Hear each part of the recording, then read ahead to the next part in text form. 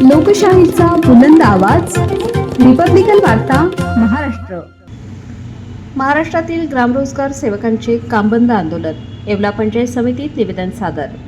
नाशिक जिल्ह्यातील येवला तालुक्यात ग्रामरोजगार सेवकांनी आपल्या विविध प्रलंबित मागण्यांसाठी कामबंद आंदोलनाचा इशारा देत येवला पंचायत समितीचे गटविकास अधिकारी संदीप वायाळ यांना निवेदन सादर केले. येवला तालुक्यातील सुमारे 90 ग्रामपंचायतींमधील ग्रामरोजगार सेवक या आंदोलनात सहभागी झाले आहेत. 2005 पासून महात्मा गांधी राष्ट्रीय ग्रामीण रोजगार हमी योजना मनरेगा अंतर्गत सेवा देत असतानाही अद्याप न्याय मिळालेला नसल्याची खंत त्यांनी व्यक्त केली आहे. रिपब्लिकन वार्ता न्यूजशी बोलताना नांदगाव तालुका प्रतिनिधी मुक्ताराम बागुल यांनी सांगितले की 2007च्या शासन निर्णयानुसार ग्रामपंचायत स्तरावर त्यांची नियुक्ती करण्यात आली होती. तसेच 3 ऑक्टोबर 2024 रोजी शासनाने दरमहा 8,000 रुपये मानधन व 2,000 रुपये प्रवास भत्ता देण्याचा निर्णय घेतला असला तरी त्याची प्रभावी अंमलबजावणी अद्याप झालेली नाही.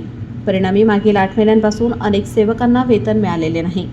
याशिवाय ग्रामपातळीवर काम करताना सरपंच, उपसरपंच व सदस्यांकडून होणारा त्रास तसेच योजनांच्या अंमलबजावणीतील अडचणी यामुळे ग्रामरोजगार सेवक त्रस्त आहेत. मजुरांच्या मजुरीत होणारा विलंब यामुळे परिस्थिती अधिक गंभीर होत असल्याचेही त्यांनी नमूद केले. महाराष्ट्रातील सुमारे 28,000 ग्रामरोजगार सेवक या प्रश्नामुळे संतप्त असून काही ठिकाणी आत्महत्येच्या घटनाही घडल्याचा दावा करण्यात आला आहे. त्यामुळे शासनाने तातडीने लक्ष घालून निर्णय घ्यावा, अन्यथा आंदोलन अधिक तीव्र करण्याचा इशारा देण्यात आला आहे. निवेदन सादर करताना ग्रामरोजगार सेवकांनी जोरदार घोषणाबाजी करत आपल्या मागण्या मांडल्या. आमचे मानधन लागू करा, शासनाने तात्काळ निर्णय घ्यावा अशा घोषणांनी परिसर दणाणून गेला.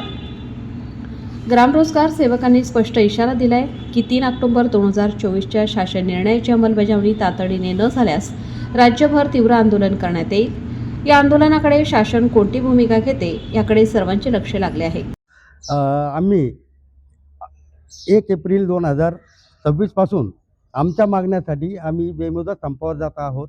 या संपाचा परिणाम असा होणार आहे की जे मजूर आहे, मजूर वर्गाचा पूर्णपणे रोजगार बुडणार आहे. आणि जर मजुरांचा रोजगार बुडत असेल आणि त्याचा फटका हा शासनाला बसणार आहे, तरी शासनाने आमच्या मागण्याचा विचार करून व मजुरांचा विचार करून आमच्या मागण्या तात्काळ मान्य कराव्या अशी शासनाला मी विनंती करतो. रिपब्लिकन वार्ता महाराष्ट्र न्यूज, नांदगाव प्रतिनिधी Muktaram Bagul, Nashik. Subscribe now and press the bell icon. Never miss an update.